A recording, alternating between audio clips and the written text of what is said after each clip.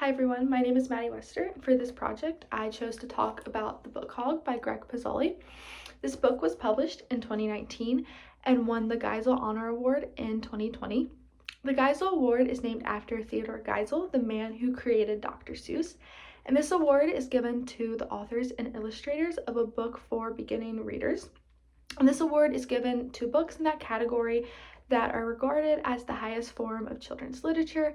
It also recognizes and honors those books that demonstrated a high level of creativity that really captured their audience. This book specifically won the Geisel Honor Award, which is given to books that are somewhat of a runner-up to the Geisel Award, but these books are still highly regarded pieces of literature and show great creativity. So now let's read The Book Hog. The Book Hog by Greg Pizzoli. The Book Hog loved books, and he had quite a few. He loved the way they smelled and the way the pages felt in his hooves. He especially liked the ones with pictures.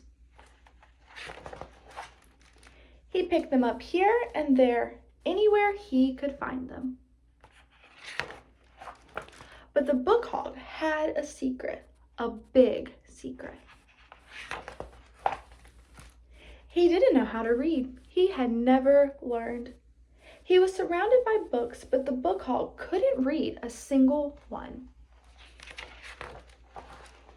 The Book Hog went to bed every night without a bedtime story. One morning he went out looking for more books. He came to a long, low building, and he smelled some books inside. He snuck through the stacks, adding several books to his pile, but then a soft voice said, "Would you like to join us for story time?" It was Miss Olive, the librarian. "Pick out a book and I'll read it with you." The Book Hog blinked, then he swallowed. "You'll read a book with me?" "Of course," said Miss Olive, "as many as you like." This gave the Book Hog an idea. "Wait here," he said. He went home, and he came back with some books. Miss Olive led story time, and the Book Hog listened closely. He heard many stories, some funny, some sad, some kind of in between. Over time, and with practice, the Book Hog learned to read on his own. He grew to love books even more, not just for the way they looked and felt, but for the stories they told. And yes, the Book Hog still takes lots of books, but he always brings them back.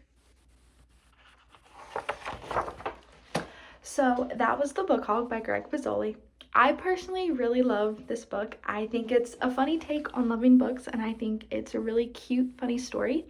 But when reading this book, I noticed a lot of components that make it very TCP, meaning that it falls into the category of making it a very typical case prototype for children's literature. I mean, just from looking at the cover, we can tell that this book is going to be very TCP. We see bright colors.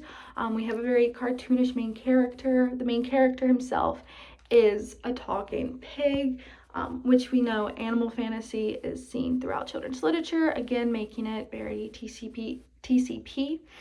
And then we see this theme of bright colors and cartoonish pictures all throughout the book. And then also talking about the images throughout the book, they are seen mirroring the text, meaning that what the text says is exactly what the picture looks like, and vice versa. Whatever's happening in the picture is shown exactly in the text. There are a few times where one might kind of have to think about how the text and pictures kind of correlate. We see here, like right here, it doesn't say in the text that he's digging through the trash. so that's not really mirroring, but that's not shown enough in the book to make the book any less TCP, because the pictures for the most part are mirroring the text. And then talking about the text more, the written text and visual text are often separate. Every now and then we see Pizzoli kind of throw in an action verb where like he's sniffing the book, or you have to like shh because there's a secret. But again, it's not seen enough to make the book any less TCP. The written text and the visual text are still very much separate. And then talking more about the text, all the sentences, all the words used are very simple, making the overall plot very simple, very easy to follow. It is very light, very funny. It's supposed to be kind of a comedic twist on liking books. Again, there's no big words, nothing hard to pronounce. To talk more on the theme and content of the book, we also see a very TCP theme throughout the book. Again, the tone is very light and it's meant to be funny. It's all about a hog who hogs books, which in itself is supposed to be funny. Again, talking about that animal fantasy, this is a very common theme seen throughout children's literature. It's also a genre that Greg Pizzoli really likes. A lot of his other books are animal fantasy, where an animal is talking and doing something that animals don't usually do. I do want to point out something kind of funny in this book. I thought it was kind of cute. We see a little cameo of one of his other characters from a book I believe is about an alligator who likes to eat watermelon. We see the book hog, reading that same book, which I just wanted to point out because I thought it was kind of funny. I thought it was kind of cute.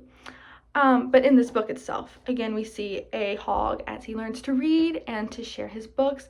And this hog is eventually taught how to read by this very wise, caring adult. And the presence of this wise, caring adult who teaches the main character and helps them to become a better person, or in this case, a better hog, is also a very, very common theme seen throughout children's literature.